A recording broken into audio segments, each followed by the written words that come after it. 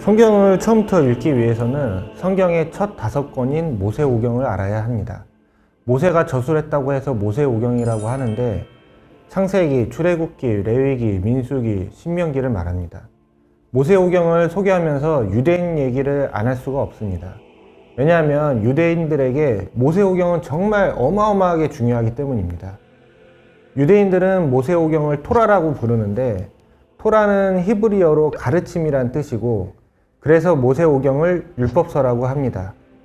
홍익희 전 세종대 교수님의 기사를 인용하면 모세오경에 실린 율법의 개수는 613개입니다. 금지적 율법, 그러니까 뭐뭐 하지 말라, 이게 365개로 1년에 365일과 같고, 명령적 율법, 그러니까 뭐뭐 해야 한다가 248개로 이건 인간의 뼈와 모든 장기의 개수와 같다고 합니다. 유대인들은 토라 이외의 성문서나 예언서를 토라를 보조하는 보조 경전쯤으로 보고 있다고 합니다. 유대인들에게 토라 공부는 가장 중요한 종교 행위이자 평생 공부해야 할 대상입니다. 탈무드에서는 세상을 지탱하는 3가지 기둥이 있다. 첫째는 토라요, 둘째는 하나님께 드리는 예배요, 셋째는 자선 활동이다 라고 되어 있습니다. 유대 회당에 보면 예루살렘을 향해 법궤가 놓여져 있는데 그 궤 안에는 송아지 가죽이나 또는 양 가죽에 히브리어로 쓰인 토라 두루마리가 있습니다. 유대인들은 토라를 읽을 때 손으로 직접 만지면 때가 탄다고 해서 이 야드라고 하는 이 손 모양의 막대를 가지고 한 글자씩 짚어가면서 읽습니다. 유대인들이 가지고 있는 토라는 대부분 손으로 직접 쓴 겁니다. 토라를 옮겨 쓰다 하나님이란 단어가 나오면 목욕을 하고 다시 쓴다고 합니다. 그만큼 굉장히 성스럽게 여깁니다. 히브리어 모세오경의 이름은 특징이 있는데 책 이름을 각 책의 1장 1절의 핵심 단어에서 따왔습니다. 히브리어 의미를 보면 창세기는 태초, 출애굽기는 이름, 레위기는 부르셨다, 민수기는 광야에서, 신명기는 말씀이란 뜻입니다. 창세기는 1장 1절의 첫 단어, 출애굽기는 2번째 단어, 레위기는 첫 번째 단어, 민수기는 5번째 단어, 신명기는 2번째 단어가 각 책의 이름입니다. 모세는 고대 이스라엘의 종교 지도자이자 민족 영웅입니다. 우리나라로 비유하자면 위대한 독립운동가 정도로 생각하면 됩니다. 모세는 여러모로 구약 성경이나 성경 전체를 대표하는 인물 중에 하나입니다. 구약의 초반에는 모세의 행적을 묘사하는 데 많은 분량을 할애합니다. 모세는 유대교에서 아주 중요하게 여기는 예언자이고 기독교나 이슬람교에서는 위대한 예언자 중 하나입니다.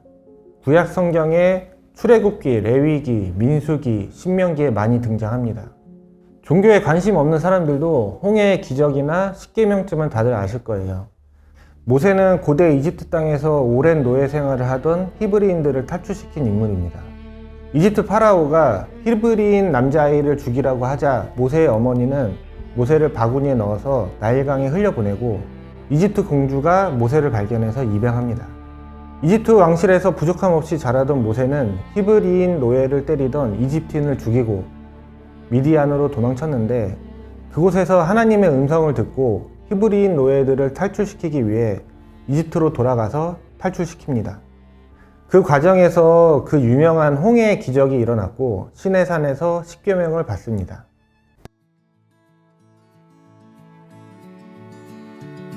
저는 2011년에 이집트를 여행한 적이 있었는데요. 그때 저는 믿음이 있었던 것도 아니고 종교에 관심도 없었기 때문에 단순히 배낭여행 한 거였죠.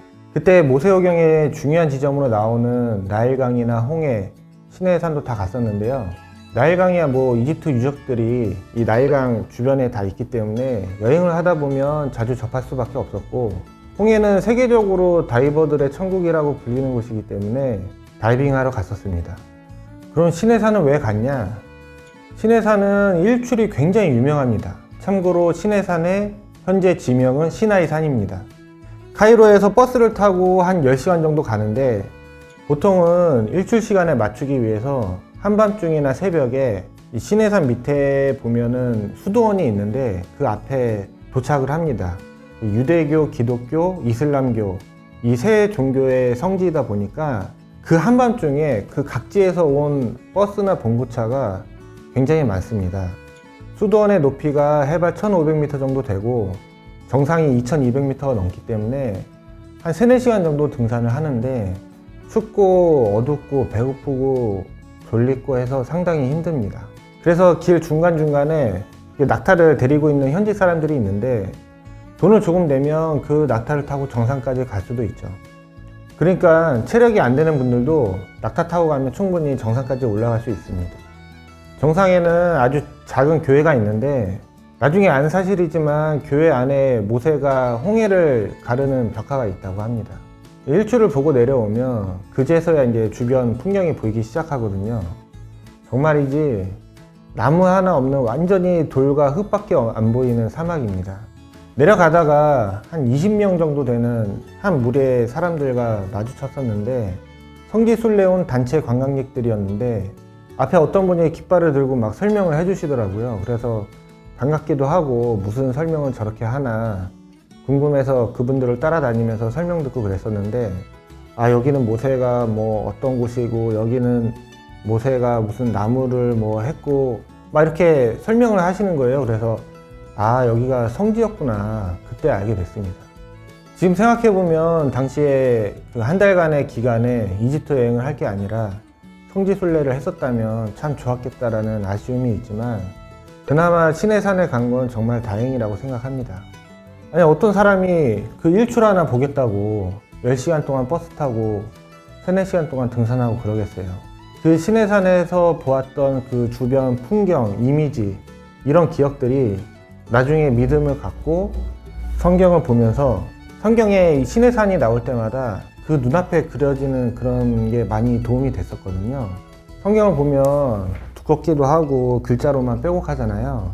그런 성경에 이미지를 더해서 쉽게 이 머릿속에 그릴 수 있게 만드는 것, 그것이 저희 채널의 목적이기도 합니다. 다음 시간의 이야기는 창세기입니다. 앞으로 이 성경의 66권을 순서대로 쭉 풀어나가려고 합니다. 저희와 이 긴 여정을 함께 하고 싶으시면 구독해 주시기 바랍니다.